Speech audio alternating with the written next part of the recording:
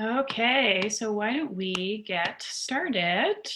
And I'll introduce myself and everyone else as we go. But so hopefully folks can see the slides there. So you probably all know what this is if you're here. But so this is the fourth webinar of the Northern Food Network webinar series. And it's jointly hosted by AICBR, the Arctic Institute of Community-Based Research, and FSC, Food Secure Canada. So this webinar is slated to last for an hour. We've tried to make them kind of short and sweet to fit in with everyone's busy schedules. And so Molly, if you can just switch to the next slide there.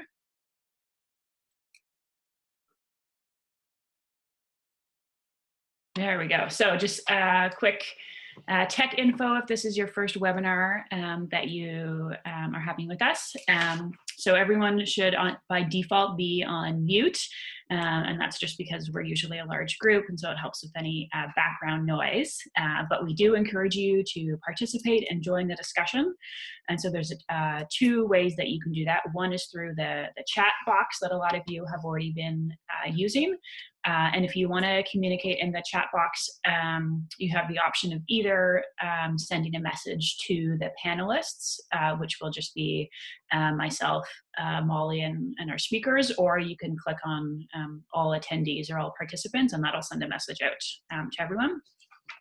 There's also a Q&A box there as well, and so we can also use that to run sort of a Q&A session with our speakers. So if you have a question that you want to pose to the speakers, either during the presentation or after, feel free to use either the chat box or the Q&A, and then we'll field those to the panelists. And if you have any tech issues during the call, again, use the chat box, and I'll try to walk you through it.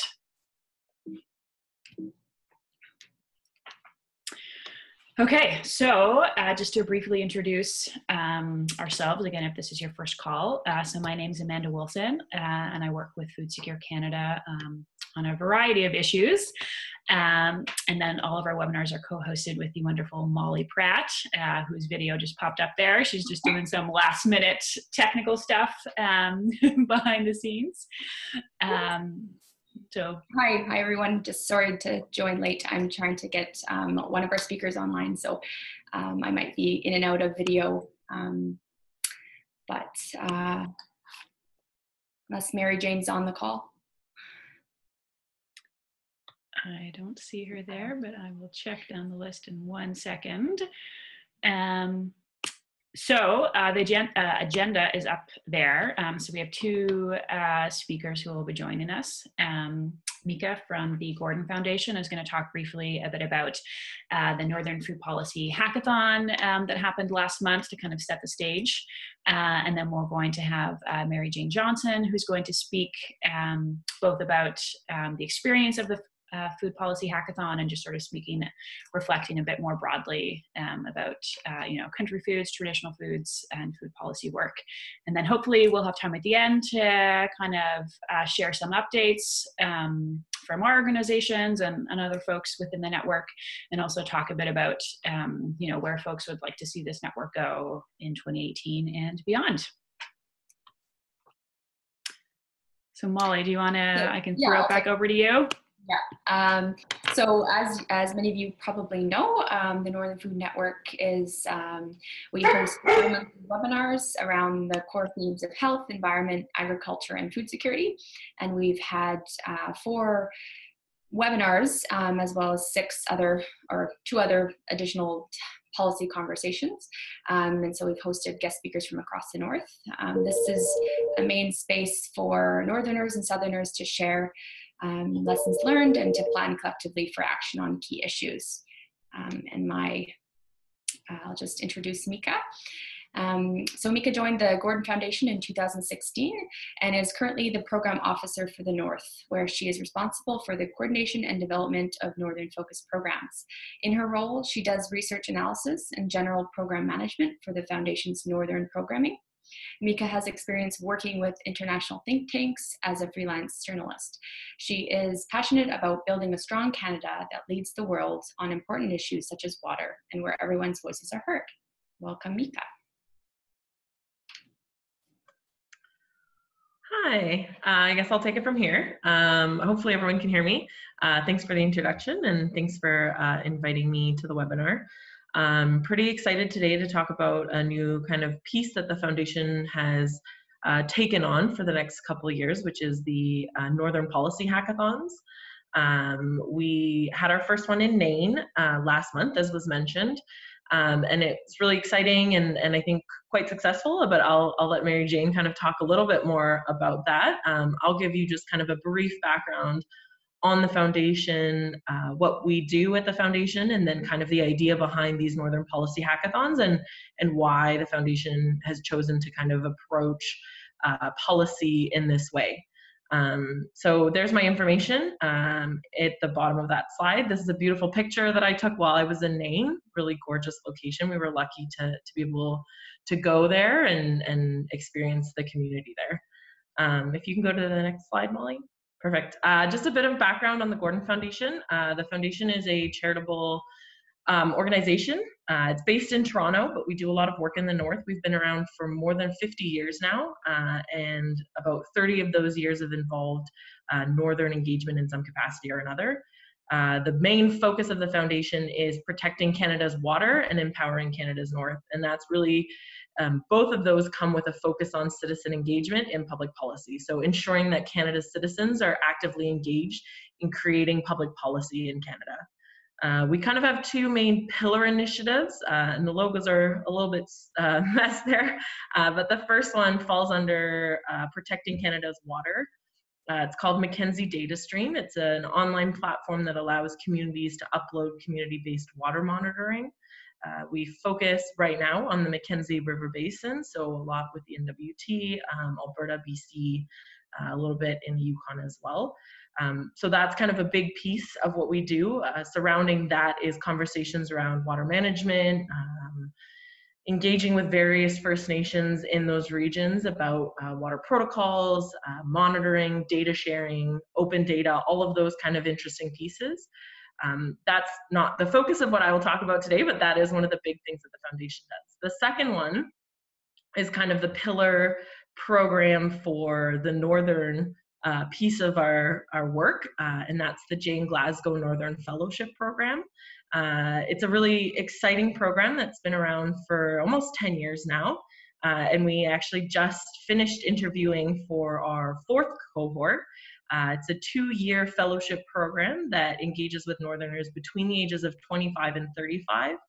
They come to the Foundation with a policy issue that they're passionate about, that their community is interested in researching, and over the 2 years they meet with each other in 4 different places, so once in each territorial capital and then once in Toronto or Ottawa. So where we kind of stem from for the Northern Policy Hackathons really came out of discussions around this fellowship program and you know how successful that has been, and we've been doing it, like I said, for a while now, and we've got a great group of alumni who live across the North. And it was really a conversation of how do we keep engaging with alumni, but also how do we keep building these policy capacities in the North. I'm sure all of you are familiar with the fact that Canada's Arctic has no university.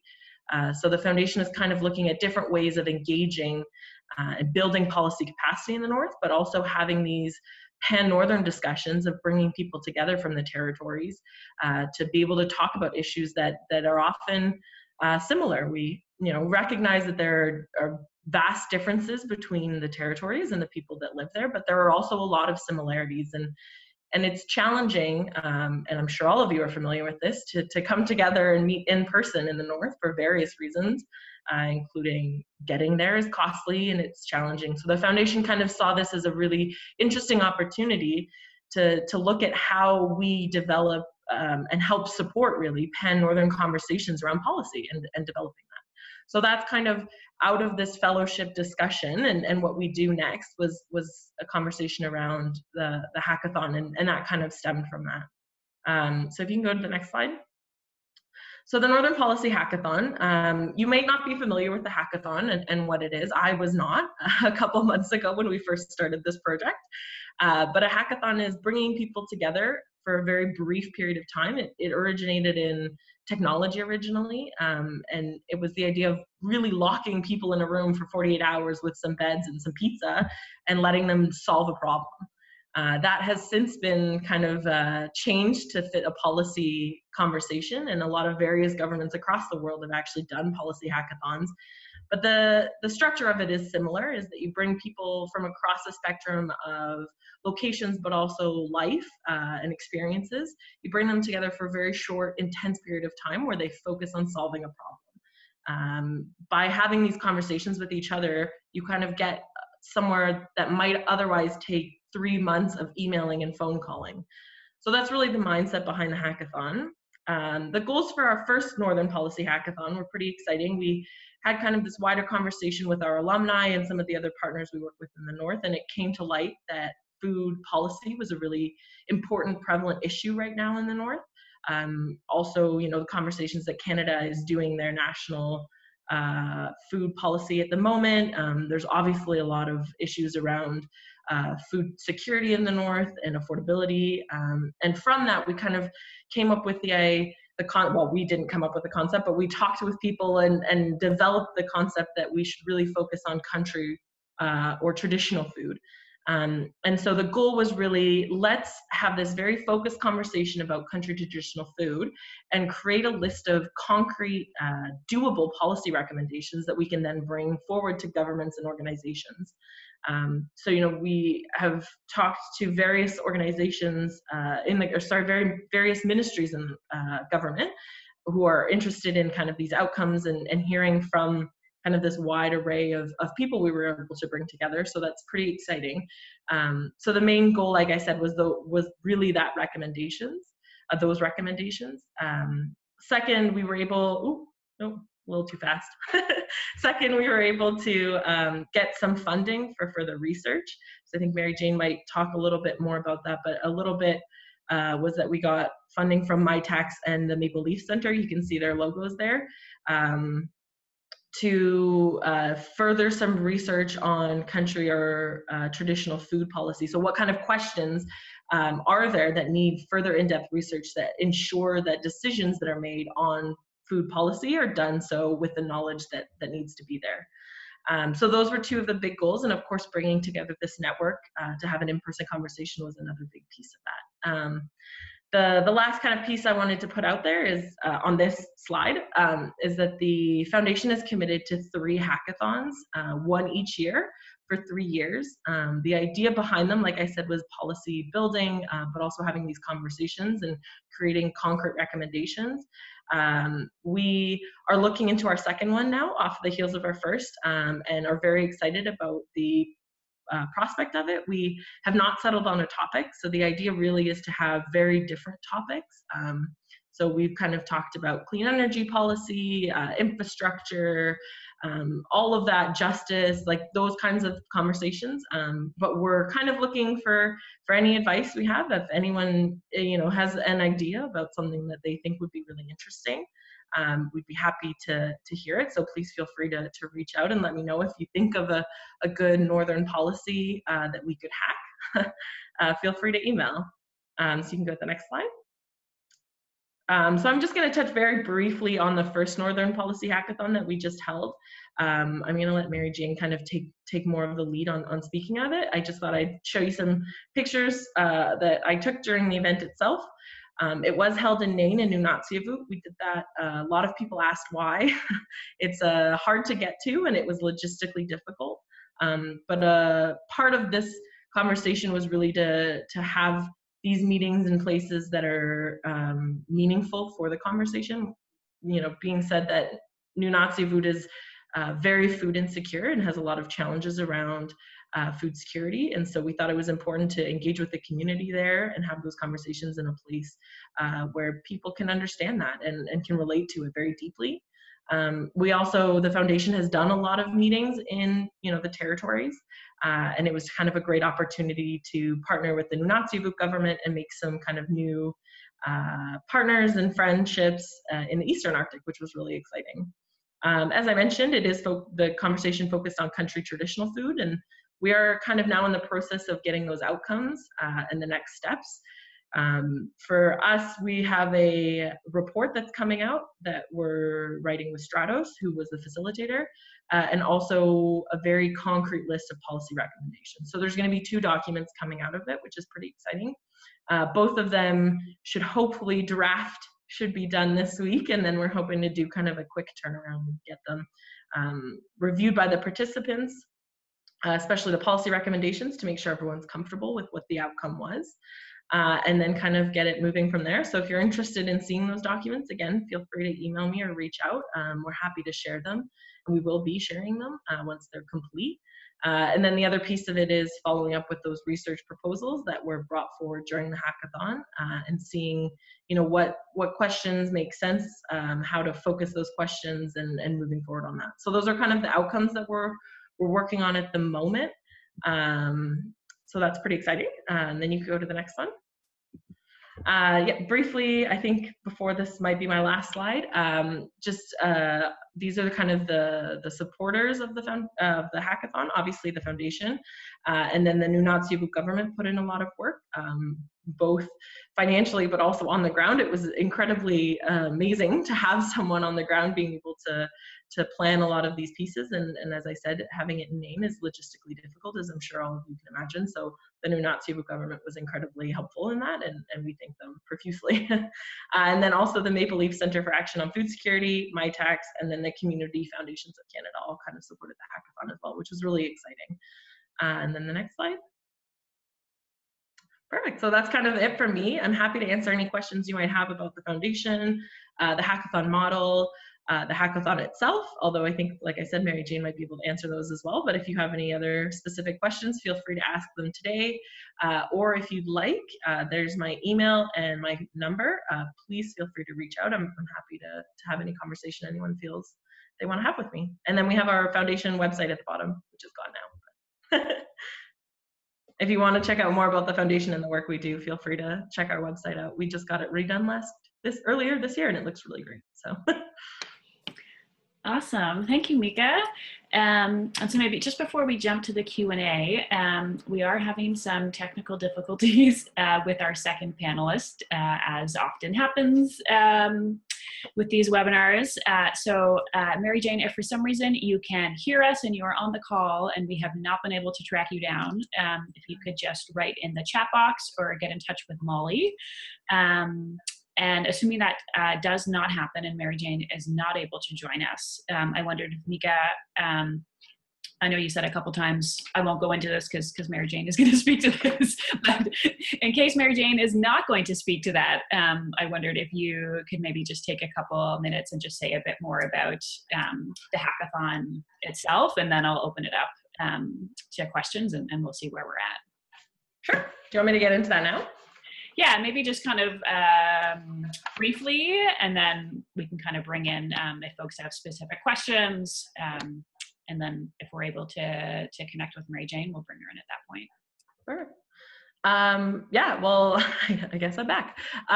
Just some more, I guess, things about the hackathon and what I thought Mary Jane might talk about.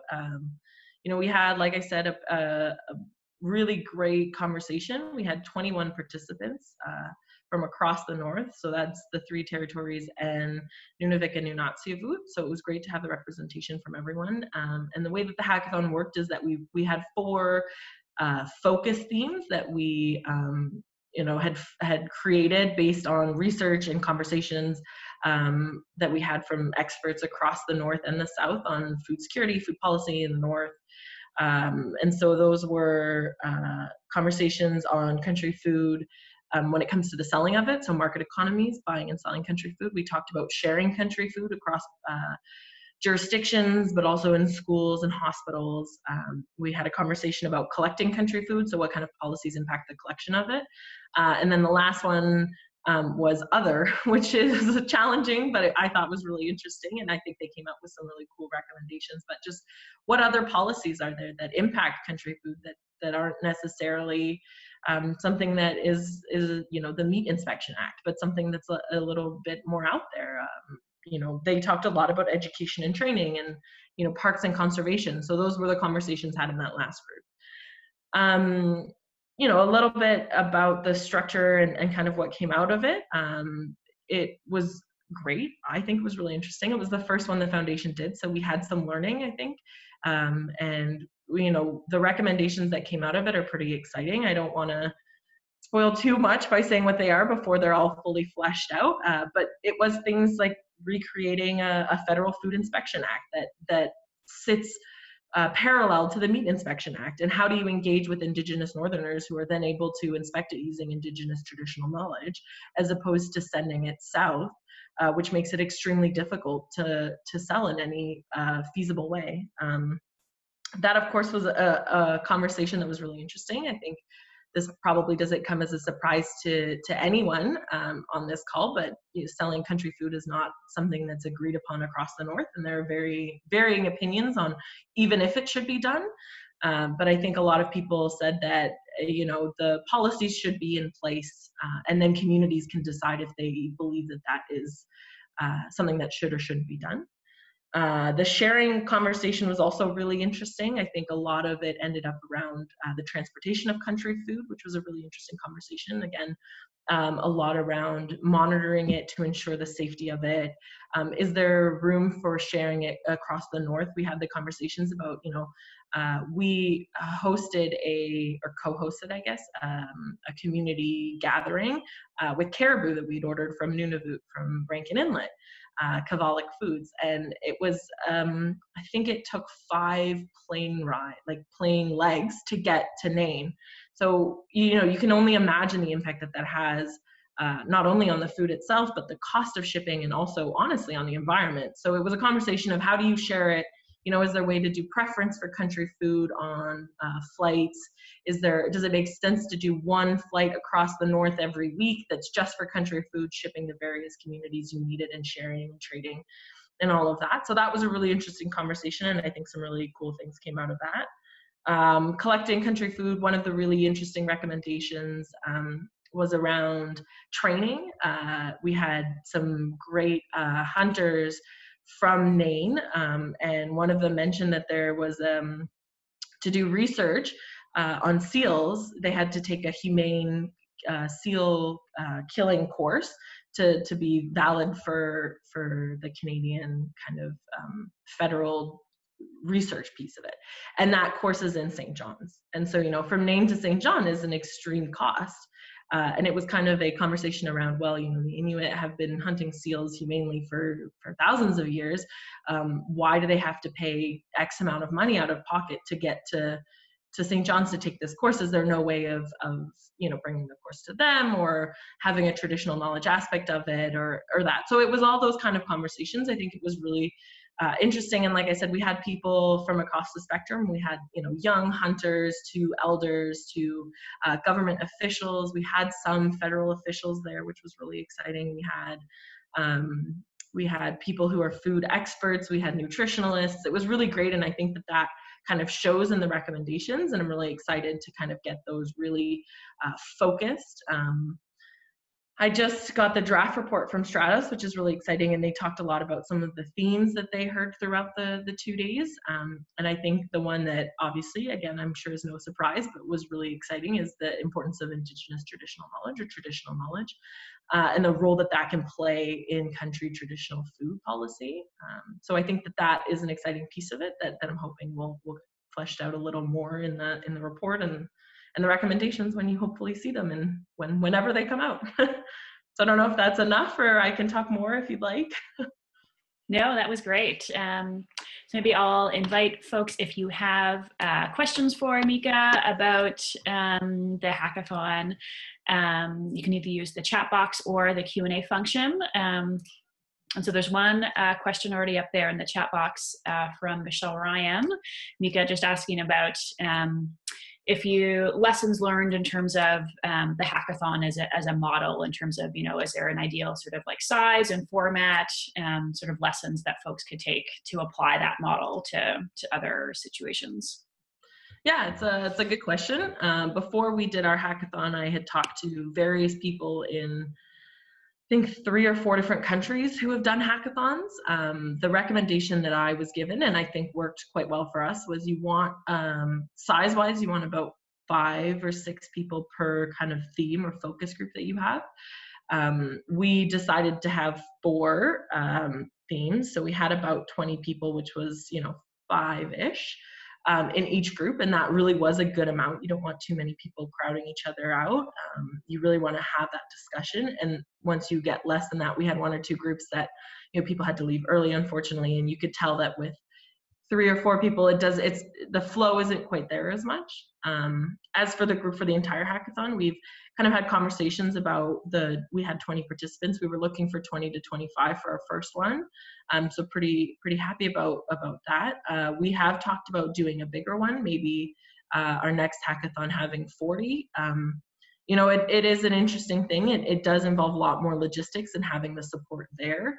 I think that as long as you have the right amount of facilitators there, engaging with the groups and helping people stay focused, you can do it as big as you want.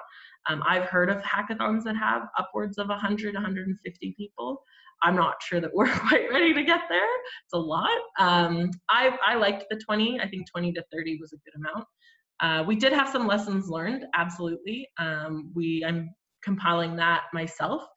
The big piece, I think, was a conversation around preparing people at the start. It is a little bit intimidating to put everyone in a room and put everyone at a table with people they aren't familiar with and kind of saying, all right, go for it, make some recommendations. And we did have support there, but I think just kind of ensuring a better understanding of what the end goals were, what kind of recommendations can come out of these kind of discussions, and all of that would be really helpful. And luckily, I think with the benefit of the first hackathon under our belt, we'll also have the final report, which we'll be able to share with participants of the second one, giving them a little more leeway. And then we had conversations around having 1 person in each group be a leader. And so, is there room for bringing people in a day early and doing kind of a leadership, facilitation kind of training, or an afternoon early, or a couple hours, so that each group really does have someone that's part of the conversation, but also able to help keep people focused. So that might be a lesson. I think that was kind of the big one. I'm sure I can think of a couple other ones, but that was kind of the main one, I would say. Awesome. So there's a question in the Q&A box. Mieke, I don't know if you can see it, just asking about any sort of follow-up that's been organized or planned, and kind of trying to move those policy recommendations forward, or kind of tracking either what you hope or sort of intend to do with those. Yeah, it's a good question. A couple things on that one. The first one is, the foundation is really excited about developing policy, and well, we don't develop the policy, sorry, so that's about creating the space to develop policy. And we're happy to kind of bring that forward to government. Being in Toronto, it gives us access to people, which is nice. That being said, we're not picking up food policy as one of our pillars, as we do with water, for example. So what that means for us, and what you're asking kind of with the fate of the policy recommendations, is kind of twofold. One is we're happy, and we have this conversation with the participants of the hackathon. If they wanted, we were happy to bring it to various government organizations, and they were happy to do that. So we will be sharing it with, at the moment, I think INAC, Health Canada, and AG. So those were the ones that we have had conversations with throughout the whole planning of it, so even in advance, during, and after. The other piece of it was kind of bringing it forward to their own organizations. So like I said, we had kind of a wide array of people. We're hoping that the policy report that kind of comes out of it allows them, the participants, to share this as widely as they would like. The foundation is hoping, obviously, that these recommendations are taken seriously, and we will be bringing them to government and saying, look, we had smart people in a room and this is what they came out with. You should take heed of this and listen and learn from it. So I guess that's kind of what we're looking at. We don't have necessarily any specific tracking that we plan on doing with it. It's just follow up on that. And then the other piece of it, of course, is the research that we'll be keeping an eye on as well. So I hope that answers that question. Yeah, so there's, I think, a really kind of interesting question for us to think about just in the chat box from Melissa, just saying that policy can be a really daunting word for people, and sort of how you disarm it in your promotions and invitations to get people into the door, which I know is something that we've kind of struggled with within the Northern Food Network of, talking about policy recommendations feels, kind of very distant from on the ground work. Yeah, I think that's a great question. And I also think it was a great point that you just made. I think it's hard to reconcile policy with on the ground work, but it's the important part of it. And I think that's what the hackathon was really trying to do, is that with the recognition that there are so many people in the North, but across Canada that deal with these kind of policies day to day and don't even necessarily realize that it's policy that's making this difficult or this task challenging, and bringing those people together to say, the big one we had a conversation of that brought this home to me was that if you sell meat cross-jurisdictionally, it has to be inspected, but it also has to be in a freezer within an hour. And so for people hunting in Northern Nunavut, that makes very little sense. And the conversation is, if you do hunt and want to sell the meat, then you have to get helicopters in, or, how do you do that and what does that look like? And so when we talked to people about it, we were like, it's not policy in the big kind of daunting way we want to talk about it, but it is the day-to-day realities of living in the North and dealing with these issues. And you as an expert, and you as someone who lives in the North, and you as someone who, hunts country or traditional food or gathers berries, this, not in a policy way, but in a real way, in a life way. And that was kind of the conversation we wanted to have, is to bring these people together and then give them kind of the policy background that they needed. And I think that might be the other lesson to learn, is that to give them a little bit more of the policy background when they first get there. We had someone from Public Policy Forum come in, and he worked for INAC for a while, and was able to give some great recommendations on what policy is and what governments look for when looking at these kinds of things. But I think, giving a little more information about that probably would have made it a little less daunting for people, because it is, you're right, it's a daunting word. So I hope that answers that question. Yeah. Okay. We'll do a last question here in the chat box. This is a question from Sam. Do you have any specific insights around sort of the review of Nutrition North that came out of the hackathon in regards to country food distribution, which I think kind of touches on one of the examples you just gave? Yeah, it was an interesting conversation to have, and it was an interesting kind of piece of this whole hackathon, was how to bring in Nutrition North into the dialogue. Do you bring in Nutrition North? In what ways? I mean, you really can't have a conversation around food policy in the North without talking about Nutrition North. That being said, they did just have their recent review, which Sam pointed out there. So, we very specifically chose not to make it one of our 4 themes, because we didn't know what was going to come out of that review, and we didn't, as far as I know, they haven't released any of that yet. Please correct me if I'm wrong, someone. But, so we didn't want to kind of already have a conversation that was already being had. So that's why it wasn't one of our themes. That being said, again, you're right. It is, as I mentioned, and I think is the question is asking, you can't really have a conversation around country food distribution without Nutrition North. So there is, I think, 1 or 2 recommendations that touch on that, regarding subsidies around country food, priority of transporting country food versus non-country food. So, you know, I don't want to get into it too much. I'd rather send kind of the report out once it's more fleshed out, and make sure that all the kind of participants are happy with the specific recommendations I gave on Nutrition North, not really delving into it. Yeah, so I think that there are some pieces that touched on it. We did very specifically not flesh it out in depth, because those outcomes aren't clear yet. Cool. And okay, there's a last question from Molly, which I think also helps us transition into the remaining time. Is just how or if do you see these recommendations kind of feeding into sort of national food policy conversations? Yeah, I think they do, obviously. I think, you know, as the Northern Food Network has been doing all summer, Canada is developing their food policy, a food policy for Canada, I think it's called. So this conversation hopefully is a piece of that.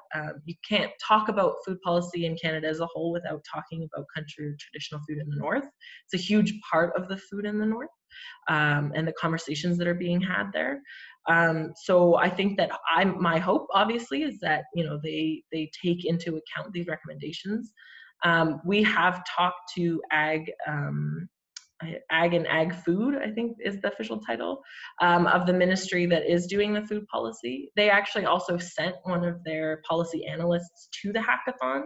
So she attended the whole 2 days, was there to learn and experience the event and engage with people. So, you know, the hope is hopefully she takes some of that back, and when, you know, she's writing all of that and helping create it, hopefully some of the recommendations and conversations that she has had in Maine will help kind of push that conversation forward. Awesome. Okay. Well, thank you again, Mieke. It sounds like it was just a really rich and interesting conversation, and I'm certainly looking forward to seeing those documents as they come out and sort of working with them and engaging them. So we wanted to leave a bit of time at the end just to give a few brief updates. And again, we apologize that Mary Jane was not able to join us. As I'm sure many of you who have organized webinars know, sometimes things just happen at the last moment and you just got to roll with them. So thank you again, Mieke, for giving a bit more depth than you were initially planning. Yeah, so we just wanted to just give a few quick updates to folks on kind of broader work that's been going on that relates to the Northern Food Network. And then also just talk a bit about where folks would like to see the network go moving forward as we kind of reflect on, you know, the year of 2017 and look forward.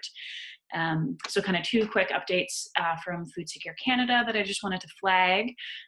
So for those of you who were involved in some of those conversations over the summer around national food policy and developing some recommendations specific to Northern priorities, so those did feed into sort of an overall brief and set of recommendations that Food Secure Canada submitted to the consultation process. And so a copy of those recommendations is up on our website. And I did try to kind of weave in the conversations and kind of priority policy recommendations that we identified within the Northern Food Network specifically. And then the other thing I just wanted to flag, and hopefully that hyperlink works, is that Food Secure Canada will be launching probably early in 2018 a national community of practice around food security. So it's really going to be a multi-year project to try and both have conversations in communities across Canada around food security, but then also bringing those conversations together and bringing together a diversity of perspectives on food insecurity, and kind of, you know, what's happening, what are the priorities, and trying to work towards sort of an overarching vision of how to really tackle food insecurity and build a food secure Canada. And so we're actually currently hiring sort of a coordinator for that work. I think the job probably closes at the end of day today. But if that is of interest to someone, it seems like it's right up their alley. We certainly welcome that. And while the project is sort of national in scope, there is going to be sort of a specific emphasis given to ensure that there's space for Northern voices to feed into the conversation. So that's why I thought it sort of looped into our conversations here. So Molly, I don't know if you wanted to provide any updates from AICBR. Yeah, sure. So as part, with support of Food Security Canada, we were able to co-host a few events as part of the campaign, What's Your Recipe for a Better Food System?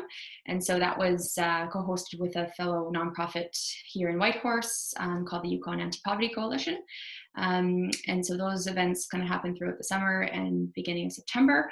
And we submitted that as part of a wider submission from Food Security Canada, as well as included some other conversations that we have been having, including the conversations we had through the Northern Food Network policy conversations in the summer, as well as a few representatives from the Yukon were able to attend the Yellowknife engagement that was hosted by Agriculture and Agri-Foods Canada in September. So that report was revised with some other content and is available on our website or through clicking the link below. And maybe we can send that around too in a follow-up email to everyone. Both of those links would be great. As well as Mieke, if you have any resources that you wanted to share, we can include those as well. So yeah, that has been submitted to them, and we hope that it helps to kind of build more of a chorus of Northern voices for to advocate for Northern food security as being a key part of this national policy. So yeah. Awesome. Thanks, Molly. Okay, so we have maybe 10-15 minutes left. So we've been doing these webinars for about a year now. And so we wanted to, kind of open the floor a bit to folks to see, what you would like the Northern Food Network to look like moving forward. Are there sort of particular issues that you think we should be focusing on, or particular kinds of activities? Are the webinars working for you? Would you prefer a different format? Are there other, forms of organizing and bringing folks together that we should consider? So I'm going to throw up, there's this little poll, and we'll see if it works in real time. So I'll just leave it up there. Maybe we'll give folks a couple of minutes. There's just two really quick questions asking you, what kind of activities are you interested in seeing come out of the Northern Food Network? And then also in terms of thinking of priority issues, are there, is there one particular issue that, you think should be guiding our work? And then we can also open it up into the chat box if folks have any, suggestions of the kind of work they would like to see coming out of the Northern Food Network or particular issues. Keeping in mind that sort of capacity and funding is always the elephant in the room. But so if we can all just pretend that we turned on some Jeopardy music, and we'll just give folks, maybe just a minute to fill it out.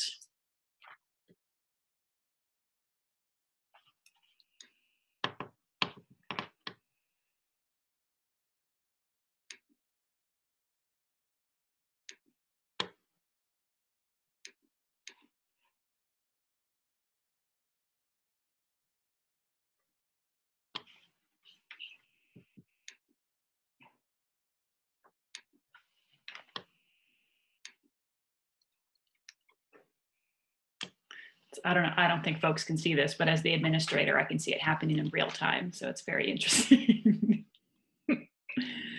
Okay, we'll just give 30 more seconds.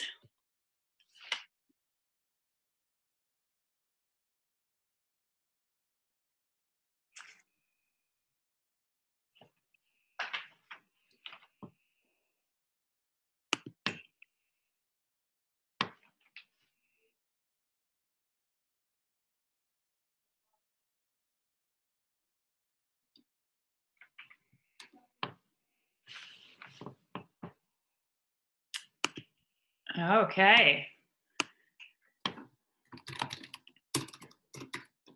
So based on the poll, the first question, what kinds of activities would you like to see the Northern Food Network focus on in the future? So 50% of folks said webinars, and you could obviously vote for more than one, so this is not 100% sample, but so policy recommendations was the top priority, followed by webinars, networking, capacity building. So basically folks would like us to do all the things, which is great. And then what issues would you like to see the Northern Food Network focus on? So the biggest issue, 86% said Indigenous food sovereignty, followed by Northern food insecurity, sustainable food systems, country foods, healthy foods, and then food literacy was right at the bottom. So that's interesting. So strong emphasis on Indigenous food sovereignty, and then kind of balance between policy recommendations, webinars, networking. So thanks, folks. We appreciate that. Yeah, I guess, we still have a few minutes left. If anyone has any questions or comments they want to throw up in the chat box or the Q&A. I think we are hoping to do at least one more scheduled webinar, probably in January or February. And then, sort of between now and then, kind of thinking of how best to move this work forward. So hearing, from folks who have been involved, either a participant or panelist on these webinars, it's really great to hear from you folks, what's most useful to you. So we really appreciate that.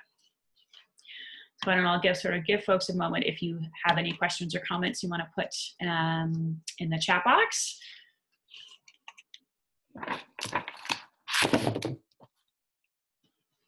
Or you can just say we're awesome. That's also welcome.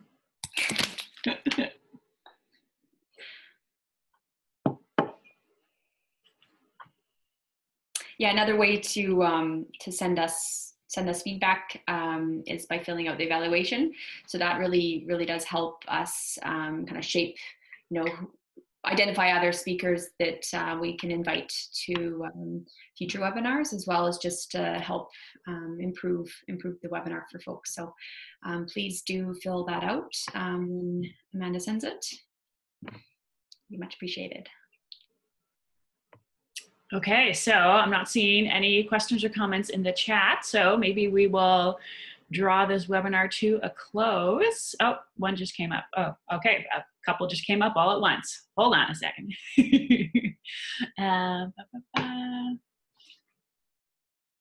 Okay, question from Sam. Might it be useful to have government funding bodies in on these meetings? Yes, I think that's a good point question about how are we engaging both funders and government and policymakers. And we definitely have had folks from various levels of government on the calls, but not necessarily in any sort of intentional targeted way. Just, they're on the list, they hear about the webinars and they join in. But yeah, thinking about ways to directly engage with both funders and policymakers, I think would make a lot of sense. And then, Can I add a note on that? Yeah. For what would help with that is just that evaluation piece, because we have to show to our funders that whether these have been useful, and so any kind of comments or feedback you can send us our way can really help to be included in our deliverables to the funders to advocate for continuing this work. So yeah. Mm-hmm.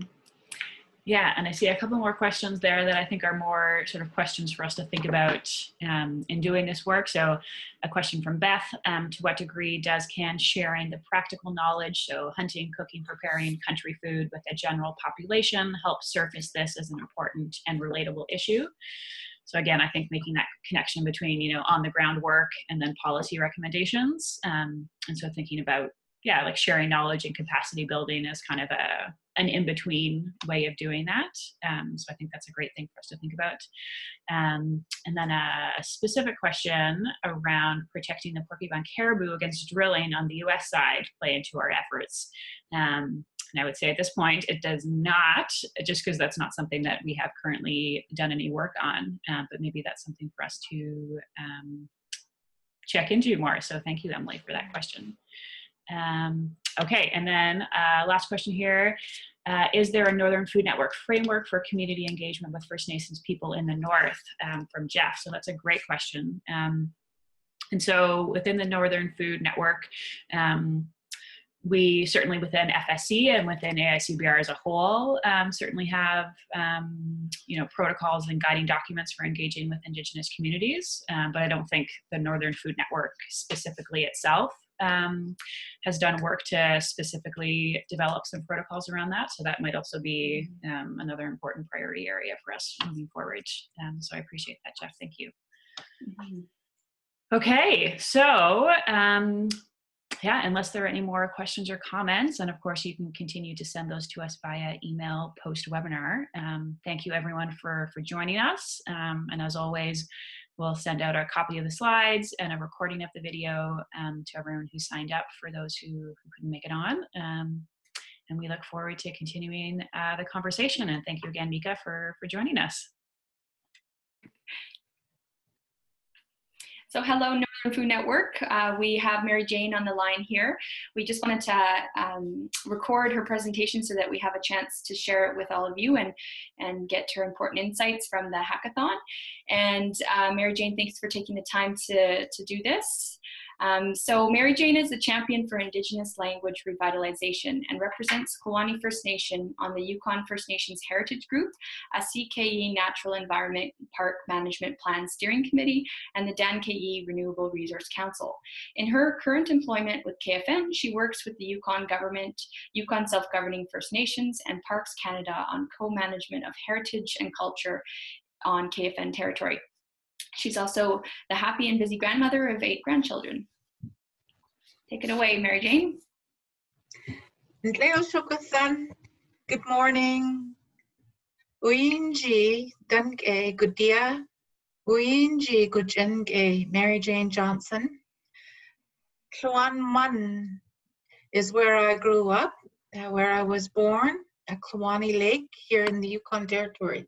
It's a nice, frosty, snowy day out here today.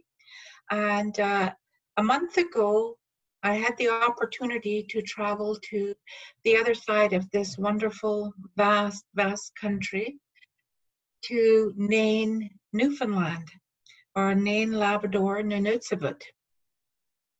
While we were there, I had a chance to meet and talk with a number of people from across Northern Canada and to see how some of the issues that we face here in our small community in Burwash Landing is issues that are faced with many communities across Northern Canada. I wanted to bring to people's attention the need for understanding homeland and knowing homeland and knowing traditional territory and keeping this in our heart so that we are passing this on to the next generation. If we do not know our trails, our heritage trails, our trails of our grandfathers and grandmothers, we are going to miss out on passing that knowledge, that information, and that land caring, that water caring onto the next generation. We need to be careful in that we take steps to ensure that we carry those opportunities in everything that we do, that we are passing information to the next generation. They are going to be the decision makers. I'm not going to be a decision maker here in 10, 20 years. I might be as a mentor or as an elder, but it's the younger people now that are going to be the decision makers. The better we give them information to make that knowledge and make their decisions on, it's today that they are learning. And it's today that we have to give them that hand and we have to give them that opportunity so that they are good decision makers. When we look at the resources that are on the land, we look at non-renewable and in many ways renewable. We can't just think of them and lump them in those kind of big, vast terms. We have to break them down and understand that when we talk about renewable, we talk about each tree on the land. We talk about all of the fish that's in the water, all of the small fur bearers, the migratory birds, the larger ungulates. We have to make sure that all of this that is on the land is just as important of one as all. When we're asking young people to keep these kind of thoughts in mind, sometimes it overwhelms them, but it's not the overwhelming that we need to be stopped by. We need to say that it's not only your generation that is being overwhelmed, it's all of the generations right now that are living on this earth that are being overwhelmed. We feel many elders feel that we're running out of time. We don't have enough time. But if we make the time, and as my grandma used to say, just take time to have a cup of tea. If you do that, if we take that time, then we're going to be able to share and share knowledge and share information. All of these kind of things that I've just talked about here are the footsteps. They are the framework that's going to provide nourishment for each family and for each person in our communities in this northern country. Right now we got ice out on that lake, and we're glad to see ice. That means that we can travel. We can set nets underneath the ice pretty quick here. But to do that, we have to know how to do it. We have to know where to go on that ice and where it is safe. And we know that because our grandparents shared it, our parents shared it with us, and now our generation has to make sure that these younger ones know how to go out on the land for food. They know where to go for food. They know when to be concerned and how to voice that concern and get action on that concern. If they find that there is no fish, if they find that what happened to all the ducks that used to come down here in the springtime? Why isn't there ducks here? We need to, if we see issues like that, we need to make sure that we step forward and say that we need to take action. We need this addressed. If we find that we're out on the land and the sheep that we know has been there our whole lifetime suddenly is not there, then we need to be able to say, these are an issue. These points have to be addressed. This has to be addressed by all of the governments together. We cannot step back and say that, oh, somebody else is going to look after it.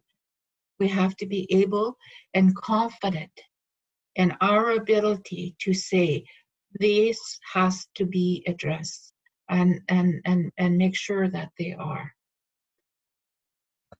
When we look at the land also, we need to look at all of the land and all of the plants as food and as medicine.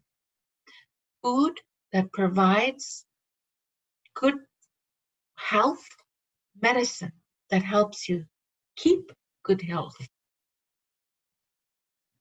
For example, one tree up here is the spruce tree. I keep looking outside the window there. The spruce tree is from the needles in the springtime, when the needles start to come out, those brand new light green, almost lime green colored that's when you want to get those little tips on that spruce tree. We know when that bark is usable because of that cambric layer, that thick layer that's just underneath the bark. When that starts to get all spongy, and you push on the outer bark, and then you could feel that little give, and then you know that cambric layer is just full of sap. You take that, and that's what you're going to keep. You're going to keep that. We usually get a little knife or a little piece of wood, and then we scrape if we take some of this bark, and then scrape some of the tree and that, and just eat all that sap right there as we're peeling the bark. We look at the roots of these spruce trees. This spruce tree roots is what sews all our birch bark baskets. We use that for birch bark baskets. Split them, dry them, split them, and then wet them, and then you're using this to sew your basket together. That's just one tree. That's just one plant. It's giving you health, and it's making stuff for you, and you have to look at all of the plants within your territory as food and as medicine. Work with them, help them, and then they're going to help you as well. All of our land animals that are on the land, they provide nourishment for us. They give us good health in our community, and they also provide good health for the next generation. We have to make sure that this land is still going to be able to provide for the next 7 generations. That's my great grandchildren. And we have to make sure that they are able to have the opportunity that we have right now. It is not up to our generation to take all of the resources so that we have overabundance in our home. We have overabundance that we don't know how to use. We have to be able to keep some of those resources on the land, renewable and non-renewable, so that in the future, our great-grandchildren and their grandchildren are going to be decision makers. They have the opportunity to be good decision makers because they have the resources to. But if we're not careful, all we're going to leave them is a big mess. And that's not something that we should be doing. We need to be conscious of that. One other point that I wanted to just touch base is in the last few years, our community has been trying to work on different ways of thinking in regards to food. We live along the Alaska Highway, and we travel to Whitehorse. We're about 2.5 hours driving to get to the grocery store there in Whitehorse. And in Whitehorse, we do most of our grocery shopping and purchase of staple foods, of some meats, of some fruits and vegetables. And then we come back home here to our community, and in another 2 weeks or a month's time, we go back in and get some more food. We looked at ways within our community to try to have a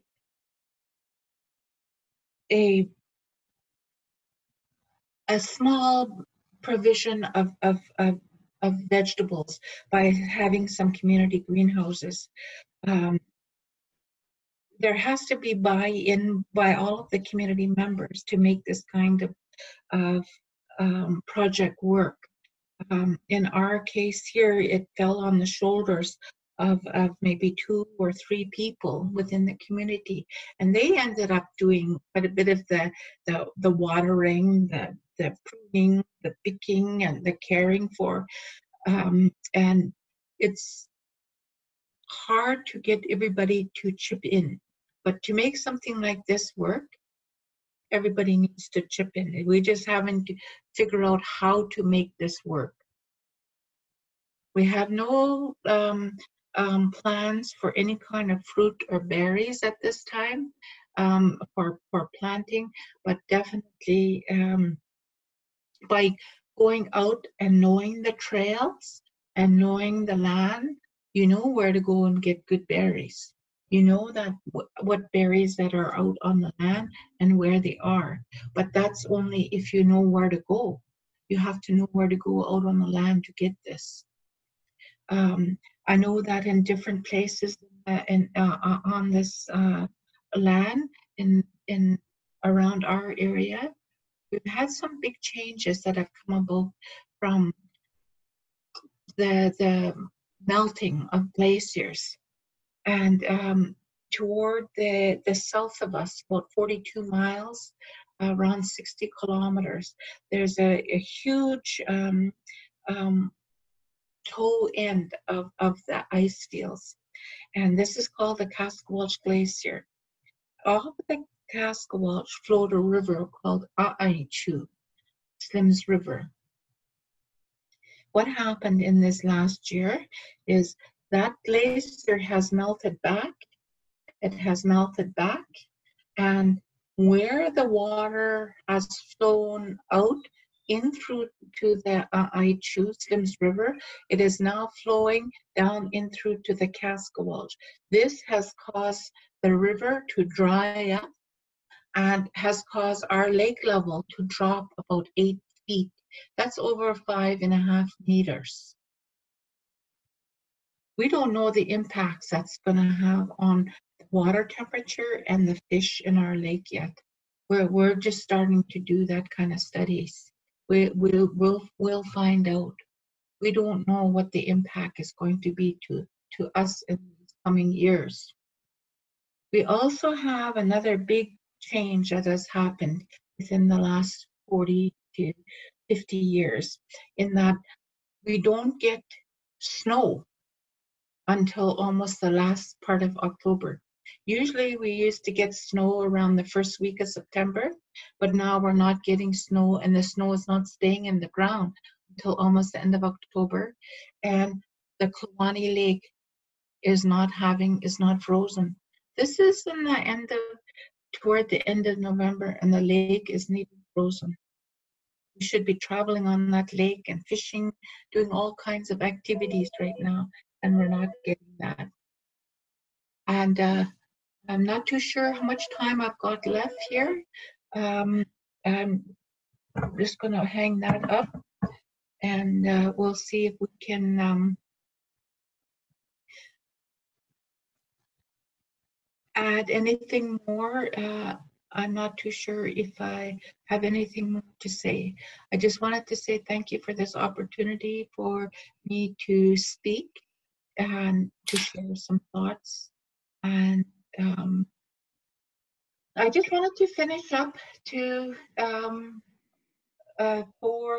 for younger people that you need to keep connections to the land over the generations. And by keeping connections, you need to create history for yourself on the land.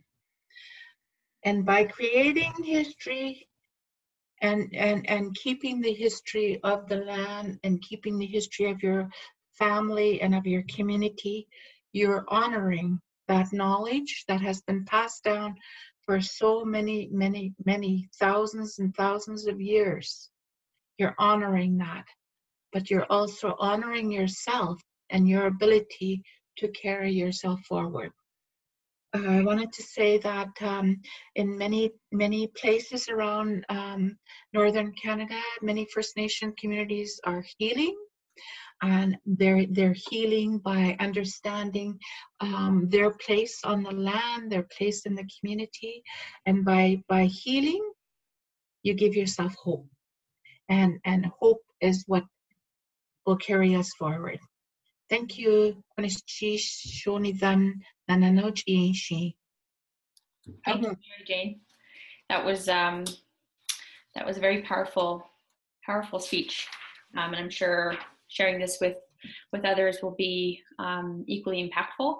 And you bring up some really important things to consider, I think, especially in the conversation around policy, in that, you know, it's really comes down to the importance of honoring communities and honoring youth and raising up those youth as decision makers, and the importance of traditional knowledge in that, and communities bringing that back as a way to heal and to you know, work together with others as well. So we have much to learn from that. So thank you. Okay, nanano jishi